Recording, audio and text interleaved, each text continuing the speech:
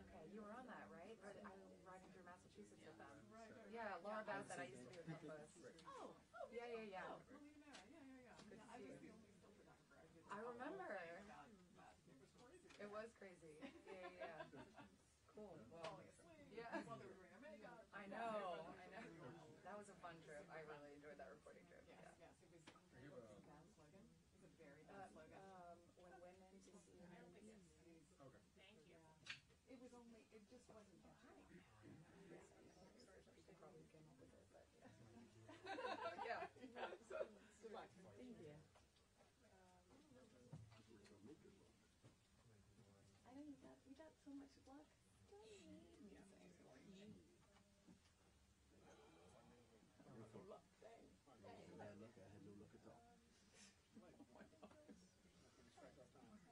so not a country boy anymore. Oh my God, you're just way too experienced. You're jaded. I think that's more it.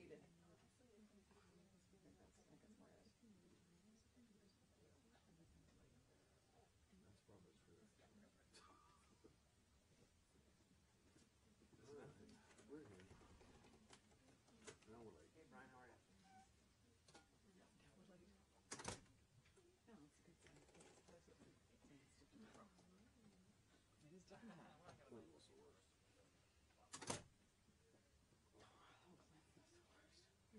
I wasted. I feel like there was part of my life that went away during Clinton that was unused. That's when he was governor. Oh, we didn't cover when he was governor. How was it one of my colleagues was saying, I wasn't there at the time. There's some big negotiation going, some problem with whatever. And he called this one, she went to him. And he kept putting it off on hour. It's like 5, 6, 7 o'clock at night.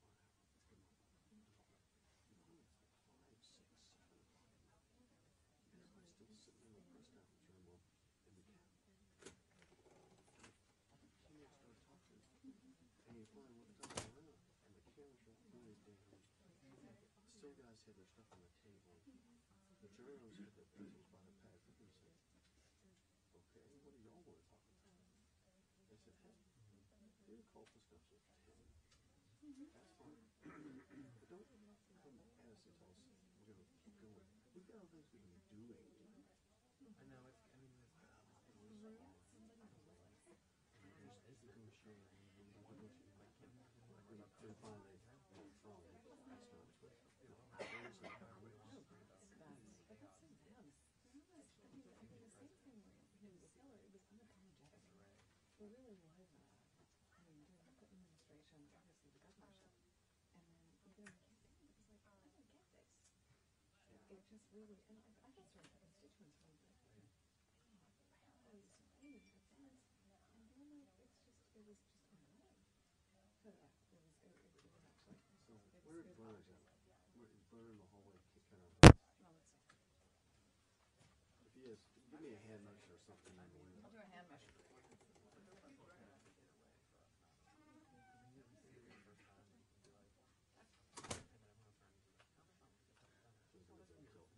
Now we got the post China times.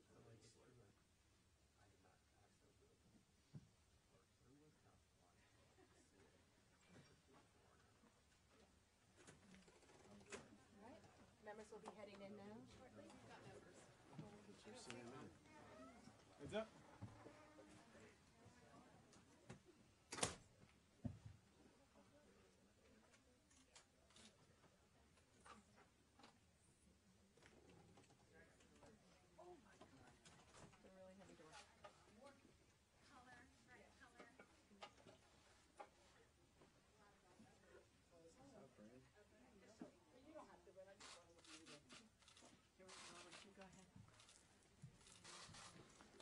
We should go over you, right? Yes. Okay.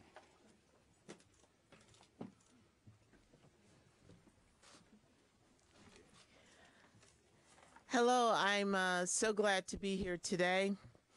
My name is Congresswoman Brenda Lawrence, representing Michigan's 14th District. I'm proud to stand here as a member of leadership in the Democratic Women's Working Group and as a Democratic representative for the Congressional Caucus for Women's Issues. Today, we stand together wearing white in solidarity with the women of the suffrage movement who refused to take no for an answer. Women had to march, make demands, and fight for a right, for the voice, and to have the right to vote. The women's movement was full of fighters who refused to be treated as second-class citizens. But still today, 100 years after women received the right to vote, the battle continues. 2019, we celebrate a historic number of women in Congress, but still, we're only 25% of the decision makers who sit under this dome adorned by Lady Freedom, when women today represent 50% of this country. Throughout history, women have been resilient, but we will not stop fighting. We have no plans to stop now. We will fight against the forces that continue to hold women back. This White House administration has tried to close its doors on women, but we will not be locked out. To an administration that has closed its eyes to women, we will be seen. To an administration that refused to listen to us, we will be heard. We will continue to fight for equal pay for equal work, access to quality health care. We will fight against sexual harassment and sexual violence, and we will continue to fight to raise women and their families out of poverty. We stand together to make a message that's very clear. We're ready to fight. We stand at a time when women need more protections, opportunities, and we have an administration that is reckless and rolling back the progress we made. And I want to be on the record, joined by the Democratic women of this Congress, that we are here to let every woman in America know we've got your back, and that we are not backing down, and we will continue to fight for every woman in America. I will now like to introduce a person who has led the Women's Caucus, the Democratic Women's Caucus, a fighter and a role model and an example for women who understand that we do not need to bow, ask permission to lead. I want to introduce the brilliant Lois Frankel from Florida. That was pretty cool. Okay. Hello, everybody. Just as a little housekeeping, just to let you know that all our Women's Caucus will be taking a mass photo on the CVS stairs right after this. Anyway, Brenda, thank you for organizing us today, and my colleagues for being here. So Democrats obviously won the majority in the House because women across the country stood up for our rights, marching, organizing, and voting. And they were anxious, not just about the president. Young women whose child care costs are more than their rent. Grandmothers are having to cut their pills in half because they can't afford prescription drugs.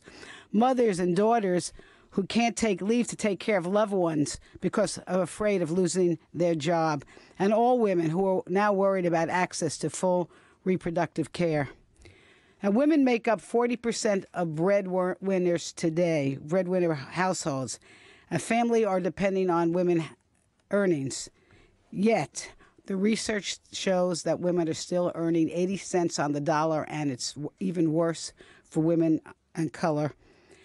It's sort of shocking. Let me give you some examples. Male civil engineers make an average of almost $78,000 a year, while women earn roughly $64,000. Women nurses make $58,000 annually, while men rake in $64,000 for the same job. Lower income workers, like retail workers, for example, men earn roughly $38,000, and the women counterparts just $27,000. And what does this do? This leaves women in rough shape for their retirement. Over a 47-year career, as estimated by the Association of University Women, women can lose up to $700,000 to $2 million in earnings. We are literally cheating women out of retiring in dignity. So tonight, when President Trump gives his State of the Union, when he looks at the Democratic side of the House, he will see a wave of suffragette white as Democrats promote a crucial piece of our For the People agenda, tackling issues that keep women from reaching their full economic potential, like raising the minimum wage, paycheck fairness, access to affordable quality child care, promoting family-friendly workplaces, and, of course, access to health care. With the new majority, our Democratic Working Women's Group, we're going to bring all this to the forefront because women and their families have waited and waited too long for the economic security that they deserve. And now I want to bring on the godmother. The godmother of pay equity, and really, she's been a leader in all these women's issues. Rosa DeLaura of Connecticut. Thank you so much. Thank you so much, Lois. Thank you. And I thank all of our colleagues who are here today, and all of you have come out to be with us. The state of women is resilient in the face of the Trump administration, whose coordinated hollowing out of government is hurting women. So much of the damage does not get the kinds of coverage that it should. The chaos of the White House dominates the news. But the Trump administration's rollbacks are clear. Even in just the agencies that I oversee as chair of the Appropriations Subcommittee on Labor, Health, Education, and Human Services. Examples: Department of Health and Human Services decreased nursing home protections for seniors, 70% of whom are women. It attacked contraceptive care, costing women $1.4 billion per year in co-payments. It went after Planned Parenthood, Title X, and comprehensive sex education. It is in the process of dismantling the Affordable Care Act, which for the first time placed women's health on par with men's health in this country. And you've heard the phrase before. It was being a woman for the first time was not a pre-existing condition. The Department of Education rolled back protections for sexual assault survivors and allowed predatory for-profit colleges to get away with financially exploiting women seeking a college education. Women comprise 56% of those enrolled in colleges and universities, 65% of those at for-profit colleges, and they hold 2/3 of outstanding student debt. It's roughly about $800 billion. Department of Agriculture limited millions of women's access to anti-hunger programs, including the Supplemental Nutrition Assistance Program, the Food Stamp Program. Research has shown that across their lives, women are twice as likely as men to have received SNAP benefits, which has kept approximately 42.2 million people all over this great nation from going hungry. And the Department of Labor unraveled the overtime rule, which the Institute for Women's Policy Research said would have provided overtime pay for protections for 3.2 million women. The Department of Education also effectively reversed steps by the Obama administration, this is the Department of Labor, to fix the gender pay gap. Specifically, the previously approved EEO-1 form, which would have helped 30.6 million women negotiate for equal pay. They did so even when women in 2019 continued to make only 80 cents on the dollar on average compared to men. But the state of women is resilient. We are not shying away. We are fighting back. The House just welcomed its most diverse class in history, including the most female members ever. We have 5 full committee chairs. We have 28 full or subcommittee chairs in the House. And I'm proud to say on the Appropriations Committee, we have the most subcommittee chairs and full committee chairs.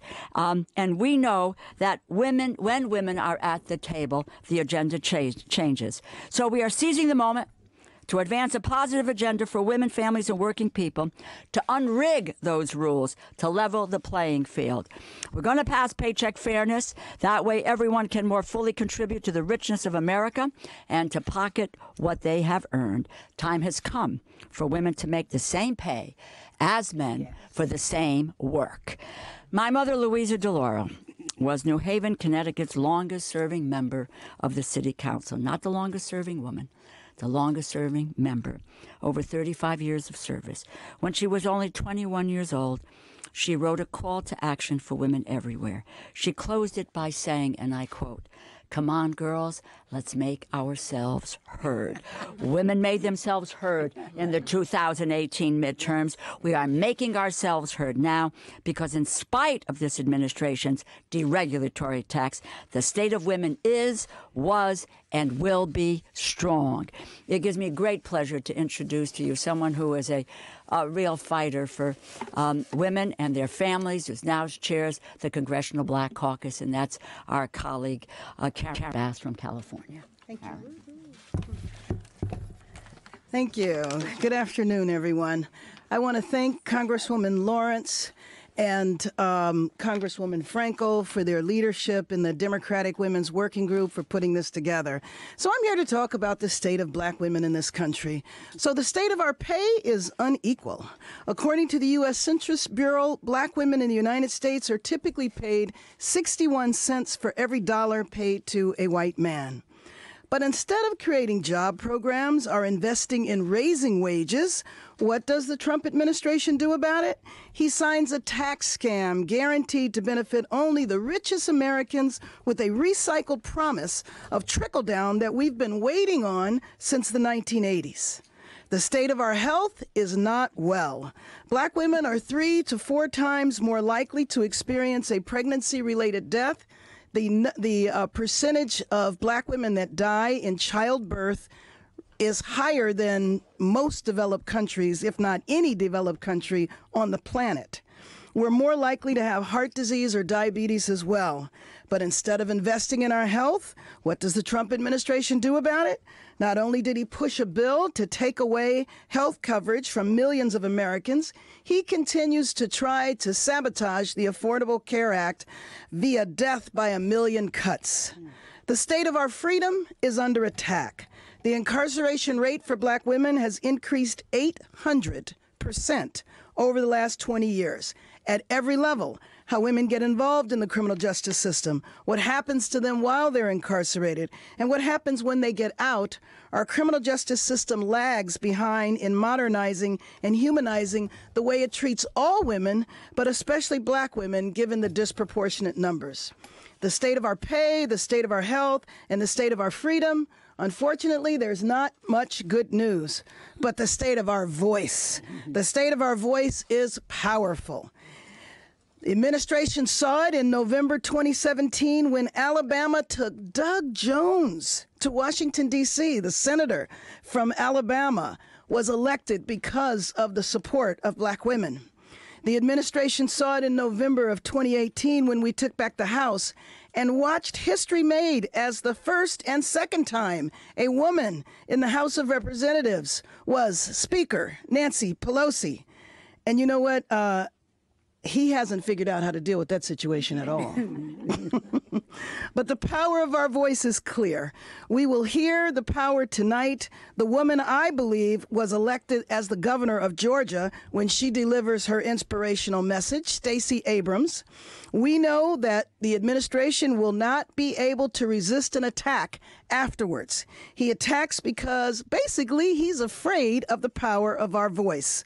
But whenever we are faced with attacks, we know that still we will rise. Thank you. Now I'd like to introduce one of our very powerful and dynamic new members of the House of Representatives from the great state of Massachusetts, Ayanna Presley. Take it away. Thank you, Madam Chair.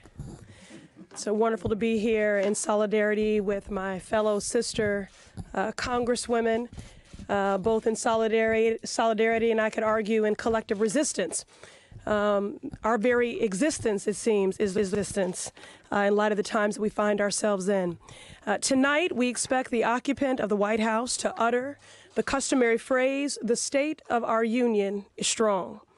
If that is true, it has little to do with the Trump administration.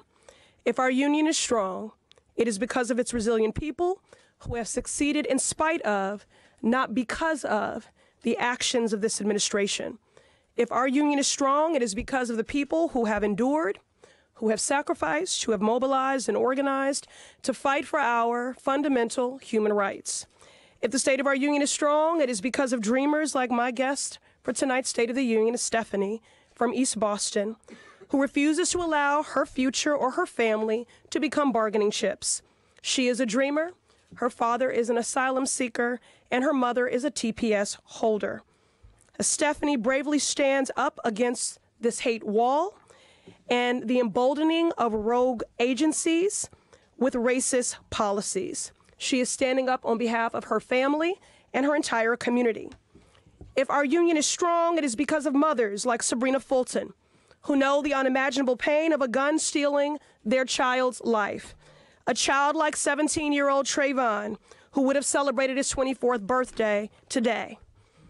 Women like Sabrina Fulton and Lucy McBath, who are fighting every day to ensure that not one more parent knows the harrowing loss of gun violence and racial profiling. If the state of our union is strong, it is because of survivors of sexual assault, who, when we were faced with forces that tried to silence us, we marched, we rallied, and we built our own megaphones. If the state of our union is strong, it is because of the disability advocates who put their bodies on the line fighting for healthcare justice.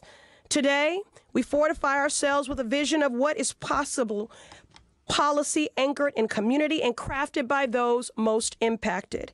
Each of the women standing here today represents hundreds and thousands more. We walk through this life not just as individuals, but carrying all those we have loved, we have lost, and who have shaped us. Together, we assert that no one should go bankrupt while fighting for their lives. We can have Medicare for all. We can act with urgency to save our planet, to enact a Green New Deal. Every person deserves a good job and a livable future. We can tackle the growing maternal mortality and female incarceration rates for Black women. Together, we will address the staggering student debt that is crippling dreams and choking at the full promise of our nation. Together, we can actualize our commitment to fair pay for fair work and provide back pay to our contract workers crippled by the shutdown and the pay that they deserve. Together, we can end the public health crisis of gun violence that is claiming lives on city blocks, at schools, and in our faith houses. We have the conviction, we have the political courage, we have the women we need to lead us through this pivotal moment in our nation's history. We have each other, and we are the majority. All right. I agree with that. Now, introduce Veronica. Oh, hold on. Yeah. Okay. So first, again, I was remiss to just to thank Congresswoman Lawrence and Frankel, respectively, for their leadership and their counsel and their mentorship and for convening all of us together today. And now I would like to invite my freshman colleague and sister, Congresswoman Veronica Escobar. Well, good afternoon. It's great to be here. And I have to say, it is such a privilege to be here with these strong, incredible women, especially the returning members who have long been fighting for what is right and what is good, especially for women in our country. I'm so proud to be with the new members who have helped create and build this majority and this record number of women in Congress. And tonight, we will be seated in solidarity because we know that this country is better. We know that Americans deserve better. We know especially that women deserve better. Congresswoman Bass laid out the very stark reality that exists for Black women in our country, and the same is very much true for Latinas in our country. We too share some pretty heavy burdens and face significant obstacles when it comes to access to health care, access to education, and access to good salaries and great jobs. I would tell you also that for immigrant women, the challenge is especially great. And it's never been greater than it has been over the last 2 years. And I'm proud to stand here today with my guest, a dreamer from El Paso, an incredible talent, a woman who doesn't see obstacles but sees the future. Zenaida Navad represents what women in my community have to go through when they are treated as second-class people and individuals. But Zenaida actually, in many respects, has it better than some immigrant women, especially those women on the U.S.-Mexico border, the safe and secure U.S.-Mexico border, where we have seen this administration rip children from the arms of their mothers and put them in cages, all in the name of so-called border security. Tonight, we will undoubtedly hear about the wall that this administration has been so obsessed with. Those of us who live on the safe, secure U.S.-Mexico border, especially women like Zenaida, especially like so many women. My community is made up of 1/4 immigrants, and we are one of the safest communities in the country. We know that walls don't work. We know that walls are unnecessary, and we know that they are symbols of xenophobia and bigotry and hatred. And I am so proud of this caucus, and I am so proud of this party that has said enough. Enough of false solutions that harm families. Enough of false solutions that harm communities. I am so proud to be part of a majority that wants to solve real challenges, to deal with climate change, to deal with income inequities, to deal with access to health care for all, to finally deliver on the age-old promise of comprehensive immigration reform. Those are real solutions that help our families, that help our communities, and at the same time, fighting for equality for women, the heads of households, the center of families, the backbones of communities. So I am proud to be in the majority with these women standing here with me, proud to represent Zenaida, who represents the best future America has to offer. And I'm looking forward to fighting for what is right and what is good with these women. Thank you. Thank you. Take questions. Take questions. We have one other member who is joining us today. Madeline Dean had the great opportunity to represent her state as the ambassador for women, and she will have a few remarks, and then we'll wrap up and take questions. Thank you. And I want to thank these able chairs for welcoming me to this majority, to this caucus. My name is Madeline Dean. I represent Pennsylvania's 4th. And I am a member of the Pennsylvania Commission for Women. I was on that commission appointed by Governor Wolf, and just this week he asked me to remain on that commission as I serve now in Congress. I have to tell you, it's very exciting to be here for what is the first State of the Union that I will see from the House of Representatives. It's a thrill to be here, but I'm very concerned. Certainly we know that this is an opportunity, it's actually the obligation, the constitutional obligation of this administration and this president to report honestly, openly, and fairly the truths about the state of our union.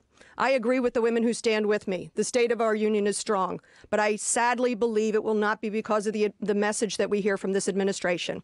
Unfortunately, I am worried that this administration will just zero in on a tantrum in a sandbox over a partial wall that Mexico was going to pay for. So I ask you, the members of the media, to stay with us and demand that this administration speak globally to our aspirations as a country, speak globally about protecting our environment, speak globally about protecting our children and our family members from gun violence. I do believe the state of our union is strong, not because of the spat that this administration wants to take up day after day after day, but I believe it's strong for the person, for example, that I've invited today. Jamie Amo, a Columbine survivor, is joining me. She became an activist. She's a young mother herself. She became an activist, much more engaged following Parkland. She could relate to those brilliant Parkland students who will be here. And so I say the state of our union is strong because of people like Jamie who believe that we must and we will do something to end gun violence. Thank you very much. Thank you, Madeline. Excellent. Good job, everybody. I just want to take a moment for the media to reflect, and you'll be hearing more from me about this. Have you ever thought about every time our country tries to create an image that reflects our democracy, it's in the form of a woman? So think about justice in this country. It's a woman who's blindfolded and holding the scales. Think about the woman who sits on the top of this dome, a Statue of Freedom. It's a woman with a sword and a wreath in her hand. Think about when we talk about our country and the diversity and inclusion and being welcoming, it's a woman, the Statue of Liberty. So it's by no consequence that we are gathered here today to say, in this 100th year, a country that every time they try to pull the soul and the dignity and the passion of this country together, it's on the arms and shoulders of a woman. And so I want you all to know that as this caucus grows, we're at the largest we've ever been. We will continue to be the voice, the compassion, and the driving force of this democracy. Thank you so much, and we'll open it up for questions. Good job. Yes. This is for one of the new members Okay. of the freshman class. This is your first State of the Union address, and so much in advance has been said about the difference between this State of the Union and the last, just only a year ago, not the least of which Nancy Pelosi behind President Trump at the dais. What message do you want to send as part of this historic first large group of minorities, women in the freshman class? And two, President Trump is supposed to talk about bipartisanship tonight. Are there areas you think you could work with President Trump? Sure. I mean, I think Introduce yourself. Mary Gay Scanlon, Pennsylvania 5th, one of the 4 new female members from the Pennsylvania delegation. So I think what's different this year, of course, is the solidarity. We now have 96 women in the Democratic delegation. We're wearing white in honor of the suffragists. June 4th of this year will be the 100th anniversary of the passage of the 19th Amendment through Congress. I'm wearing a pin that was worn by Alice Paul, who was one of the suffragists who graduated from Swarthmore College in my district, but it was given to her after she chained herself to the White House fence demanding the right to vote.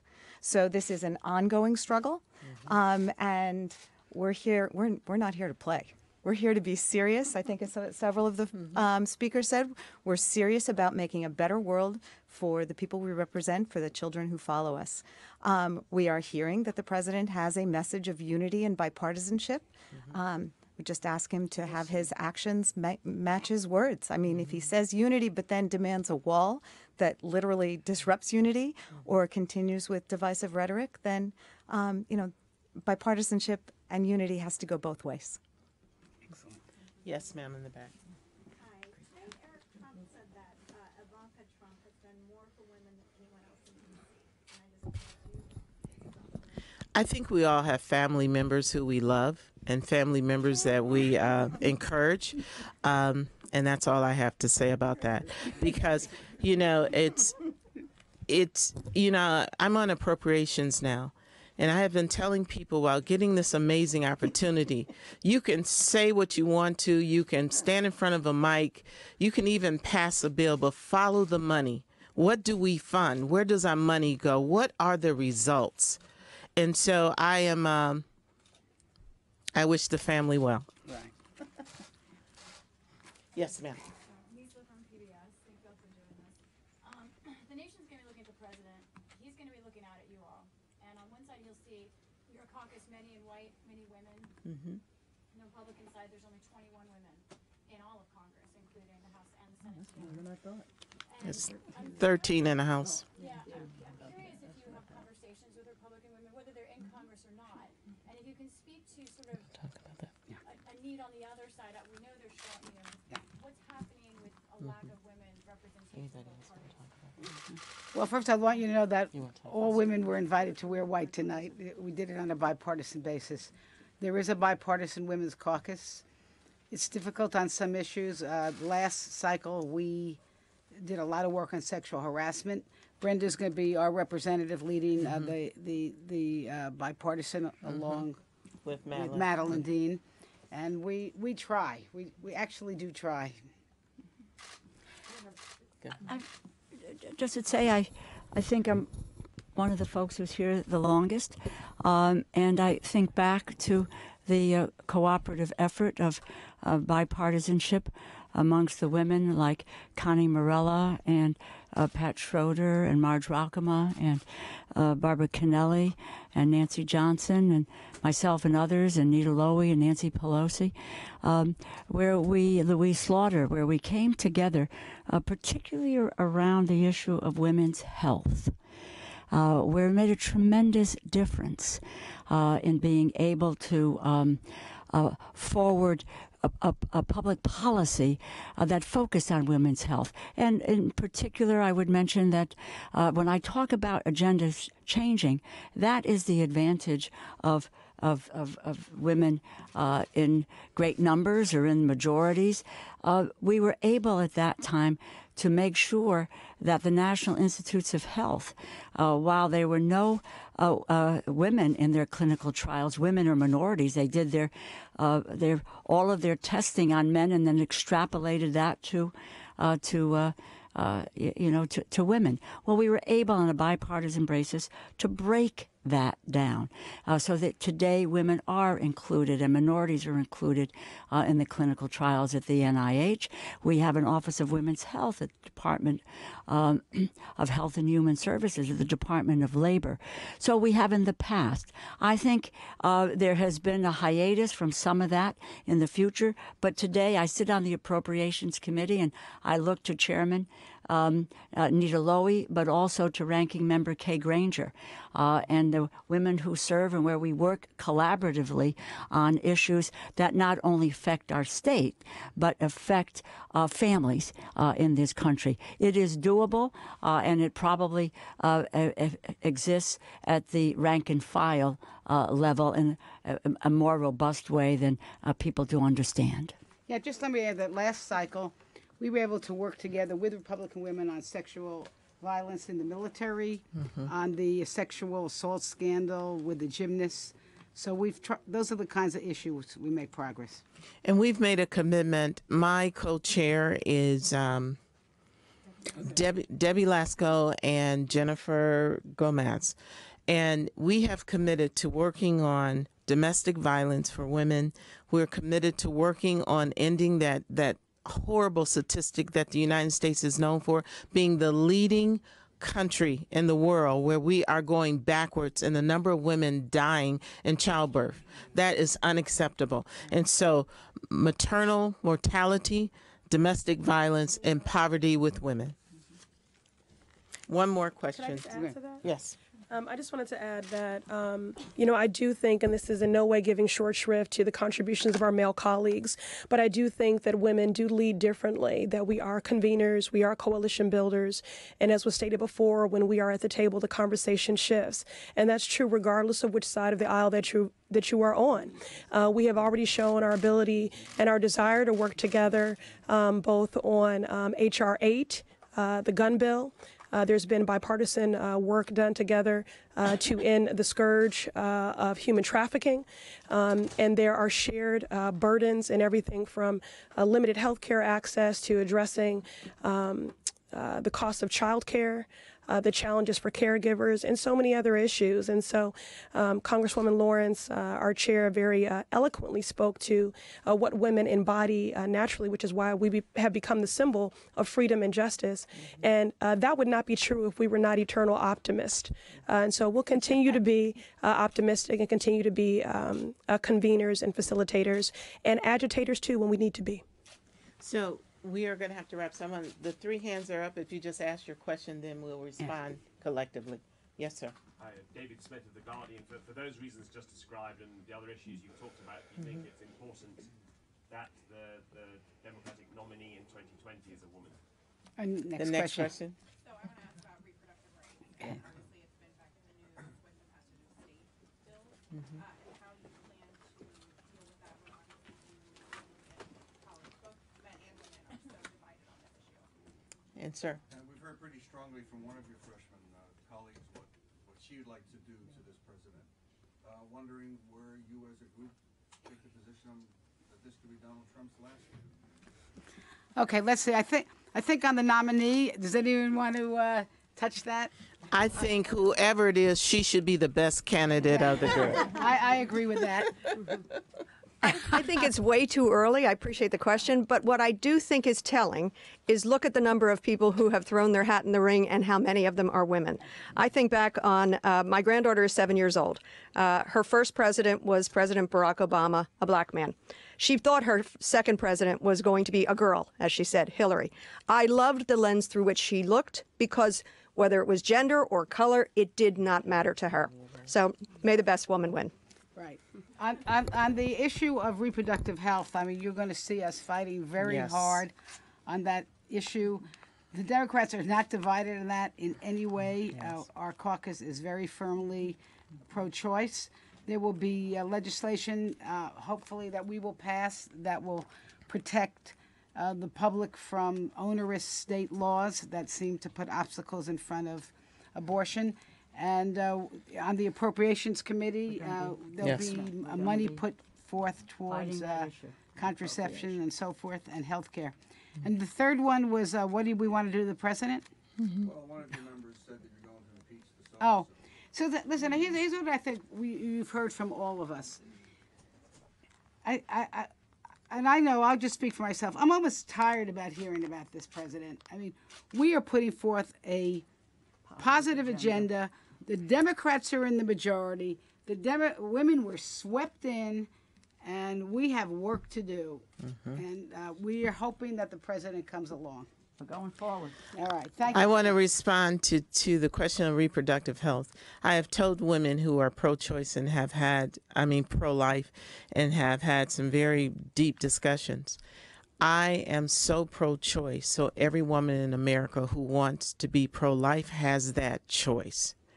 That is what this is about. This is not, when you say someone's pro-choice, it is not advocating that women get abortions. It's advocating that a woman has the right to choose what's right for her, her body, her family, and her God. And I will never back down from that. When it comes to our president, I want a president that is going to represent the people of this country first, a president that understands what the truth means, a president that respects the decorum and the processes and our traditions of this great country. I want a president that I can stand up and say I'm proud of, even if I disagree with their policy. So I am not talking about Donald Trump. I'm talking about the office of the president, and I'm talking about the people of this country that we have been sent here to represent. And despite all that you see, our democracy is strong enough to stand through this with the resilience of women who have traditionally throughout history never sat down when they were confronted with challenges. We have one of the greatest challenges that I know this country has confronted, and with the leadership of women and this great caucus, we're going to get the job done. Thank you all so much. All right. Thank you. Good job, All right, everybody. good job, great job. I love what you came up with. You said I didn't have right. I love this.